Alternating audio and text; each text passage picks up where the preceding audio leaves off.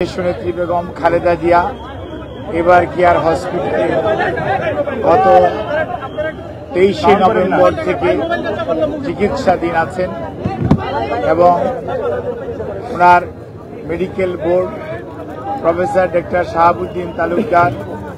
Professor doctor FM Siddiqui, professor doctor Nuruddin Ahmed, professor doctor AQM Mohsin, professor doctor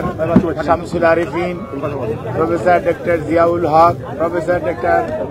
Masum Kamal, professor doctor AZM Saleh, professor doctor brigadier অবসরপ্রাপ্ত সাইফুল ইসলাম এবং doctor Zafar Iqbal, সেই সাথে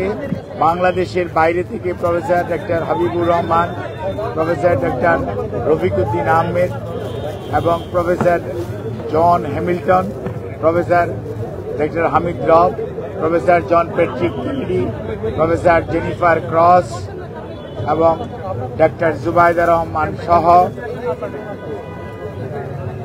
America, UK এবং বাংলাদেশের চিকিৎসকদের যৌথভাবে গঠিত মেডিকেল টিমের অধীন চিকিৎসাধীন থাকা অবস্থায় ওনাকে গত 27 তারিখ থেকে সিসিউতে উনি চিকিৎসাধীন আছেন। আল্লাহর অশেষ মেহেরবানিতে ডাক্তাররা যে চিকিৎসা দিচ্ছেন সেই চিকিৎসা সেটি উনি গ্রহণ করতে পারছেন, অথবা আমরা যদি বলি মেনটেন করছেন। কাজেই বিভিন্ন ধরনের গুজব, বিভিন্ন ধরনের বক্তব্য বিভিন্ন জায়গায় দেখার পরিপ্রেক্ষিতে দলের পক্ষ থেকে আমাদের দলের ভারপ্রাপ্ত চেয়ারম্যান জনাব তারেক রহমান সার্বক্ষণিকভাবে ওনার চিকিৎসার তদারকি করছেন। চিকিৎসার সমস্ত বিষয়ে উনি দেশে বিদেশি চিকিৎসকদের সাথে আমাদের মাধ্যমে যোগাযোগ রাখছেন। দলের মহাসচিব এবং দলের স্থায়ী কমিটির সদস্য সহ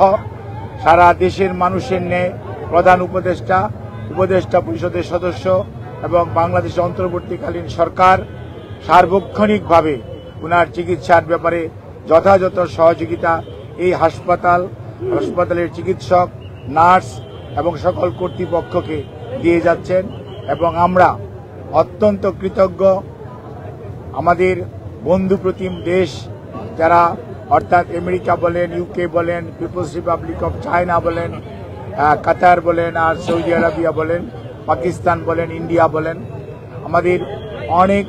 সরকার এবং রাষ্ট্রপ্রধান এই চিকিৎসার ব্যাপারে তাদের সহযোগিতার হাত বাড়িয়ে দিয়েছেন। আমরা এই সংকটময় মুহূর্তে আপনাদের মাধ্যমে দেশবাসীর কাছে ওনার সুস্থতার জন্য দোয়া চাই এবং